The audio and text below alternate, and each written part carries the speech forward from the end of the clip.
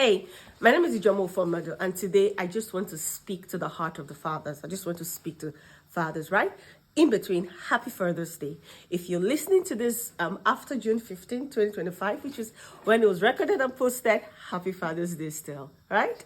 So, 1 John 3:1, I read, New King James Version. It says, Behold, what manner of love the Father has bestowed on us, that we should be called the children of God. What manner of love that God has given us, has bestowed on us, that we should be called the children of God. That word "that" makes us know that is a conjunction. It makes us know that, the first part is how do they say it in English? Consequential to the second part, right? So it says, what manner of love that God has given us, that. So you can actually put so that we should be called the children of God. In other words, God loved us so much, it got to a point, it was like, you know what, you guys are my children. You know what that tells us? It tells us that fatherhood is actually dependent on love. God loved us so much, he called us his children. So fatherhood is dependent on love. Fatherhood is not actually biological. If your child, any child that comes through you, you gave the, how do they say it now? Any child that comes through you, what you gave them, first of all, is a passage of entry into the world. But fatherhood is not biological. Okay, I could say it's beyond biological, but the essence of fatherhood is actually nurture. What that means is that if your physical father is not present in your life, either they've passed on or they're not physically present in your life, like you don't have contact with them or you have minimal contact with them, or they're present but you don't feel them psychologically, you don't feel them emotionally, it's like an absent relationship, God can still send you other fathers. God can raise other fathers for you. And when he does, please honor them. See, God loved us so much, he called us his children. So the height of the fatherhood of God is actually represented by the depth and intensity of his love for us. Do you understand? So it means that in the journey of life, where if you have a father that is not present in your life by any of the three factors I previously mentioned, either they've passed on or they are not physically present or they're not emotionally present, you can ask God to send you a father, and he will send you. And when he sends you a father, please honor them. Right? And I'm just going to say this to all the fathers out there who are misbehaving. I know that being a father is not easy, but you have the capacity. And I'm going to speak to you, to all the fathers who are misbehaving. If you're not misbehaving, don't worry. You can leave the chat temporarily, or maybe just hold on to see what I want to say. I'm going to tell you something. To any father who is misbehaving, do not let somebody else replace you in the life of your child while you're still alive. You do not want that, because you're misrepresenting the essence of fatherhood to your child. And God will not hesitate to show your child what true fatherhood looks like if he has to, especially if your child cries out to him. You don't want the pain of seeing someone else play your part because you did not live up to what you ought to do. And when it has to do with fatherhood, it's love. It's not about money. It's actually about presence. It's about presence. That's just presence, guidance. Children, whether they are grown up or they're still little, are not looking for all the gifts in the world. They just want someone who is present with them, even in their busyness, the pockets of time. And I don't want to go into a whole thing about fatherhood today, right? But I want you to know that I bonam no be property. If you have a child, whether they are biological or they are non-biological, make sure that you are giving them the true representation of fatherhood to the best of your ability. And as you do that, you will see that God will start to open up ways and doors for you to be able to do more. Right? And I'm going to tell you to tell anybody out there listening to this, if you crave the presence of a father, right, you can ask God to send you one. And a living testimony. I can't even say that I asked God directly, but it was a desire in my heart. I lost my father, I wouldn't say at an early age because he was quite, elderly, right? But I've always wanted that relationship. And God sent me a father. Hi, Daddy Ebenezer. I'm sure he's going to watch this at some point, and it took me a few years to actually realize that was a God-arranged design. I hope that's correct. So God can actually send you someone who will play that father figure in your life. Now, as a way to end, I am currently writing a book which is going to be released by the end of June 2025, and it's called Abba, A Girl's Dad. understanding and embracing the fatherhood of God. I cannot wait for the world to have that book in their hands. It's going to change your perspective about fatherhood, and it's going to help you reconnect to the heart of God as your father. A lot of us know God as God. We know God, we know Jesus is our savior. We even call God Father, but do we really understand it? That book will open you up to levels of understanding about God, embracing and experiencing his fatherhood in a way you've never not done before. And let me tell you, when father wounds are healed, a lot of things start to go well in society, because a lot of problems we have in society is because of father wounds.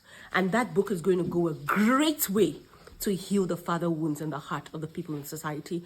And I trust God that through that book, God is going to shape lives, heal lives, and position people to be able to be who he has called them to be. I can't wait for the release. So stay around, hang around, however you saw this video on my Instagram, hang around so that you're the first to know when that book is released. And now, thank you again, fathers. And I'm not going to end this post without saying that to all the fathers who are doing their best, it's not about being able to take your children to Disneyland or just that you can afford a loaf of bread. It's not about that. It's about the heart. It's about the presence. Whatever you are able to do with the little that you can do. Just like Jesus appreciated that woman that gave just two coins out of what she had, and that was all she had. With what you're able to do, I want you to know that we appreciate you. The world places a lot of expectations on men. I mean, sometimes I feel it's not fair. They already want you to graduate and start making money and take care of a whole human being and all those things. It's a lot, and it can be weighing on men. So I want you to know that we appreciate you. We love you. I don't know how through this research is, but I just heard that in all the celebrations that are being done in the world, the Father's Day is actually the last in the list of 20. I don't know it's true. I just heard it, but that just lets you know how much culture is fighting to degrade the essence of fatherhood. But you matter, because in the scheme of things, right, it's God first, fathers second, mothers next, children, and then everything falls into place. So we love you, we appreciate you. On behalf of the intentional motherhood or the mothers who practice intentional motherhood, who know waiting up, allow me to say that, on behalf of the mothers who understand, we love you and we appreciate you. The whole of this June is all about you. We know that you make mistakes. We understand when you make mistakes. We look beyond your mistakes because we see your heart, and we love you from the depth of our hearts. Thank you for choosing to stand and be different and be a light in a world that is really trying to make you conform to other means. We're praying for you and we love you. God bless you. Now to the mothers, make sure that you do something phenomenal for the fathers in your life. Please don't let this day pass. Call them, get them a gift or something. And I'm going to end with this last piece of advice. A man's greatest need is not sex. It's not even food. Forget that thing they said about food going to the stomach. It's peace. A man wants somewhere where he can find peace. He faces a lot of pressure from the beginning. If you can give him peace, you have him. And no, this is not a tactic to go after a man that is not yours. I'm speaking to the wives and the ones who are engaged. Give your husband peace. When he leaves the house, try and make sure he comes back. You don't have to be the one to do it. If you can afford the help, fine. But make sure that he comes back to a home that is organized and arranged, to a bedroom that is neatly arranged. Give him peace. If he looks for your trouble, you don't have to talk to him, that you can settle your issues. And when you're done, make sure you seal it. Whatever it is, just live in peace. Have your issues, sort out your problems, but make sure you live in peace. Honor your husband. A great man's greatest need is peace. And let me also add honor. And one of my senior mentors said once, he said that when you have the mind of a man, you have him. A man who does not have honor in his body can sleep around, right? But the person that has his mind has his mind.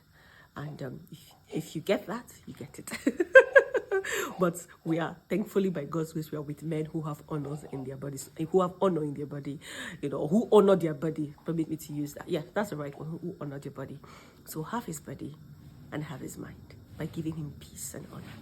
All right. Happy Father's Day again, Daddy. You entered into the women's chat.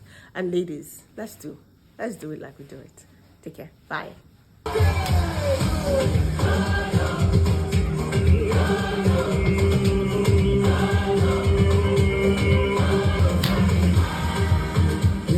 eyes. I go now, there's this thing I don't know. Every me mom, now in they move me, they lead me, they go. On God, when it's made up, of course, no going back. Non-stop, on two spots. There she go, oh, let the roads. I'm steady, every month, I throw to got eyes on the prize. But man, let me come to this. Actually, from his hand. If I just you know what we need to back in the room. That's what I call. Hey, I came to tell you that before you go, you should click that button. Like, subscribe, and share. How do you say it? Anyway, I just came back to tell you that you should not leave this place without subscribing. So please click that button or following if you're on Instagram. Click the button, click it. Have you done it? Kudos. Thank you. See you soon.